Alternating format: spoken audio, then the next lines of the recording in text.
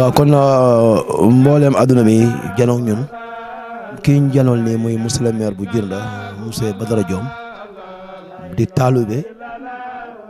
moo nekk itam trésorier général bi nga xam ne moom mooy saytu affaire xaalis bi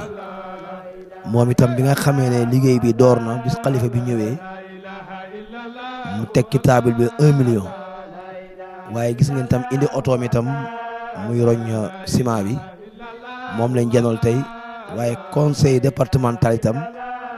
moom tam joxe woon na fi mooy Moustapha Mbaye 10 tonnes yoo xam ne disponible na suñ ko bëggee jëlee tey rek ñu jëli ko bu ko defee nag moom monsieur le maire moom lañ janool mu wax ci li nga xam ne moom la xam ci liggéey bi te gën ñu koo xam foofu gën ñu koo bëgg foofu ndax moom xam na liggéeyal Baye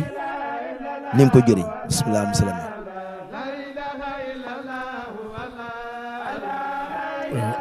asalaamaaleykum donc ñu ngi nuyu bépp doomu aadama boo xamante ne yàlla def na yàlla baaxee na ko muy seetaan télévision bi di télévision ay mbokk di télévision taalibe di télévision bu ñu yaakaar di télévision bu ñuy ñaanal yàlla yokk ko gën ko yaatal di woo aussi mboolem taalibe ak mboolem jullit ñu jàppale leen ndax ñu ngi feeñal lépp loo xamante ne muy liggéeyu pay bi la ak lépp loo xamante ne liggéeyu doomu aadama ak jullit la ñu ngi koy fësal di ko feeñal ci àdduna bi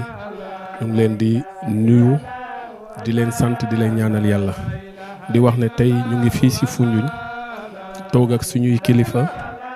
di ay muqaddam ñu mun ci cité oustaz Tafsir Sadj cité ci oustaz Ousmane Diamé di yeneen kilifa aada yi aussi ñu fi teew maa ngi gis chef de village bu Bawut Babou Thior suñu pape El Hadji Fine Bopp di délégué de quartier ci Foundiougne ak mbooleem dëkk yi nga xamante ne bàyyi nañ seen yiite ñëw fekkee démarrage activité yi liggéey bi loolu nag ñu sant ci yàlla bu baax ndax ñun niñ ko waxee ay taalibe lañ lépp loo xamante ne fépp foo xamante ne pay bi xewal na ñun dañoo war a bàyyi suñu yiite ñëw fekkee ko def ci suñu loxo def ci suñu ñaq ndax nit ku nekk li nga mën rek loolu nga war a joxe dafa am ñoo xamante ne xel lañ am xëy na ci liggéey bi bu ñu xeeb seen bopp nañ xam ne seen xel yi mun na jëriñ ci liggéey bi ñii am doole bu ñu xeeb seen bopp xam ne doole boobu dañ ko soxla ñii aussi am xaalis donc bu ñu xeeb seen bopp xam ne xaalis boobu dañ ko soxla pour liggéey bi sotti ñii aussi am man-man ak xalaat mun a dox am kattan loolu yëpp lu ñuy xaar la donc di ñaan mbooleem taalibe yi di leen wax ne lii du liggéeyu Foundiougne du liggéeyu commune Foundiougne du liggéeyu Île du Saloum kese lii liggéeyu pay bi la donc fi taalibe toll rek war na xam ne lii def ci loxoom lu koy jëriñ rek lay doon donc sëriñ bi bu waxee ba pare rek taalibe amatul leneen lu mu war a def lu dul ñëw dugal loxoom taxaw ci liggéey bi donc ñu ngi ñaan fépp fu waay toll taalibe toll fépp fu jullit toll na bàyyi ay yiitam ñëw bu dee sax benn seconde nga fiy taxaw mbaa bu dee sax 100 francs nga fiy indi nga ñëw barkellu ndax buñ lay woo sa bopp lañ lay woowal sa njëriñ lañ lay woowal mais woowaluñ la pour suñu njëriñ suñu bopp ndax ñun teewee nañ ba pare te yaakaar nañ ne aussi dañuy continuer di teew mais képp liñ yéene suñu bopp rek lañ yéene ku nekk donc ku nekk na ñëw barkellu di wax waa île bi ne ñu gën a góorgóorlu ndax dégg nañ li sëriñ bi wax keroog bu mu fi ñëwee te aussi dinañ gën a ñaax ñu gën a collaborer ak ñi nga xamante ne ñuy waa Foundiougne ndax yàllaa leen boole île bi ay Foundiougne ak Foundiougne benn lañ ak lóog bi donc nañ gën a joxalante loxo gën a liggéey di gërëm bu baax aussi vraiment oustaz Tafsir Sadj si di ko ndokkeel si kóolute bi nga xamante ne sëriñ bi moom la ko jox di wax ne aussi doomu aadama du ne yow rek la ñuy jiital bés buñ la jiitalul jiital sa morom rek yow taxaw si nga xam ne bu subaa dinañ la jiital toom nag waa Île du Saloum lañ yàlla def kóolute bi daanu si loxom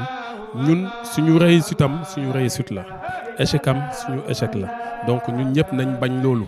ndax tey comme Oustaz Tafsir waa Bawut la waa commune Djirnda la waa Île du Saloum la tey bu amee ndam ñun ñoo am ndam